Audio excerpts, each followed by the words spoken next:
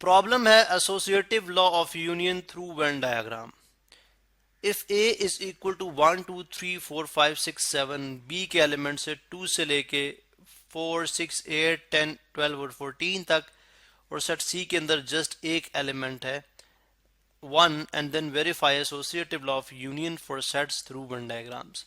Associative law क्या कहता है कि अगर हम ए यूनियन बी करें, फिर यूनियन सी करें, या पहले हम बी यूनियन सी करें फिर उसकी यूनियन करें ए के साथ, तो आंसर पे कोई फर्क नहीं पड़ेगा, सेम रिजल्ट आएगा।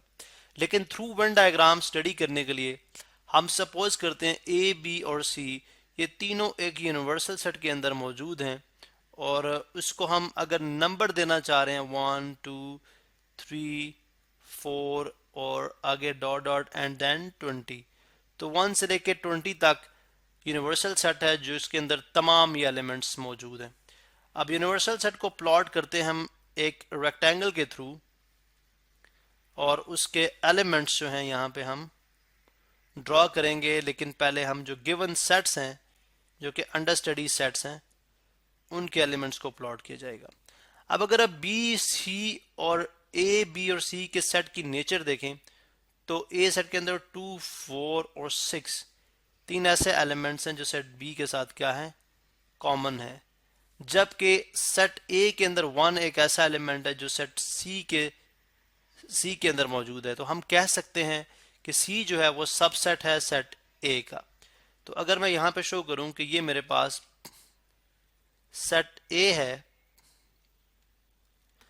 और ये मेरे पास सेट बी है और ये मेरे पास सेट सी है जो कि इस सेट के अंदर मौजूद होगा, इनको मैं नेम कर दूं, ये सेट है ए, ये सेट है सी और ये सेट है, चलें ये सेट है सी और ये सेट है बी।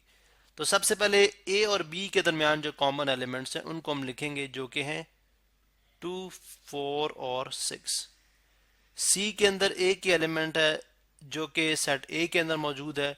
तो अब ए के बाकी एलिमेंट प्लॉट कर देते हैं, 1 2 4 6 प्लॉट हो गया, अब 3 5 और 7 रह गए, 3 5 एंड 7। जबकि बी के अंदर जो एलिमेंट्स हैं 2 4 6 प्लॉट हो गया, पीछे 8 रह गया, 10 रह गया, 12 रह गया और 14 रह गया। अब यूनिवर्सल के बाकी एलिमेंट्स बाहर प्लॉट कर लें। बाहर जैसे 1 2 3 4 5 6 7 8, 9 नहीं है, 10 है, 11 नहीं है, 12 है, 13 नहीं है, 14 है, उसके बाद 15 भी नहीं है, 16 भी बाहर आएगा, 17 18 19 एंड 20। ठीक है। अब चूंकि हमने एसोसिएटिव लॉ को स्टडी करना है तो हम इसको दोबारा से कॉपी कर लेते हैं। मैंने इसको एक इसकी कॉपी और बना ली, थोड़ा सा मैं इसको ड्रैग डाउन करूंगा तो मैंने यहाँ पे इसकी कॉपी और बना ली। तो सबसे पहले हम देखते हैं कि ए union B,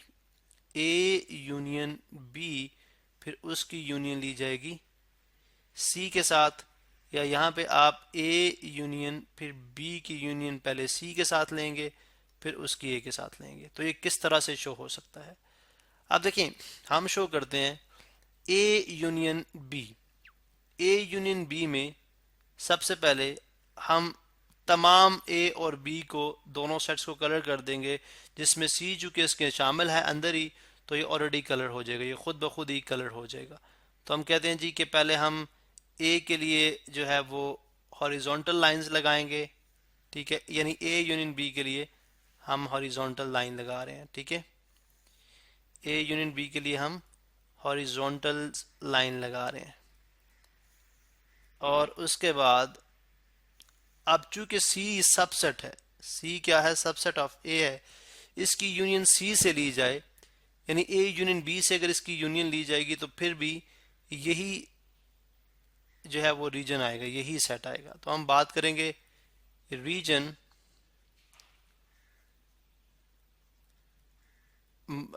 with horizontal, with red horizontal lines, with red horizontal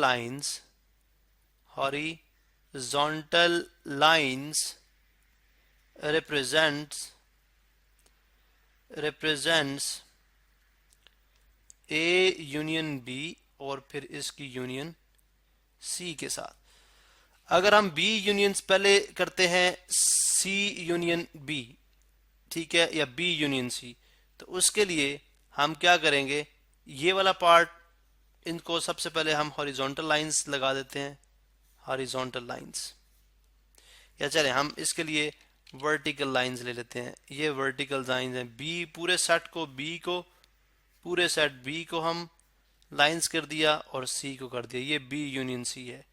फिर जब आप ए के साथ इसकी यूनियन लेंगे, ठीक है, और तो उसके लिए भी आप जो है वो सेम कलर हम ये ले लेते हैं, चूंकि कलर इसमें सेम ही रखेंगे। जो वर्टिकल लाइंस ले ली जाएं तो वो रिप्रेजेंट करेंगी रीजन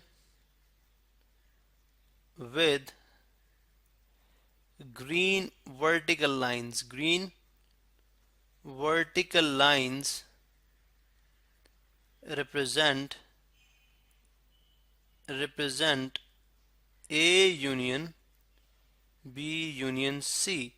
तो अब चूंकि दोनों रीजन सेम है, अगर रीजन देखें तो रीजन दोनों सेम है, therefore associative law of union holds।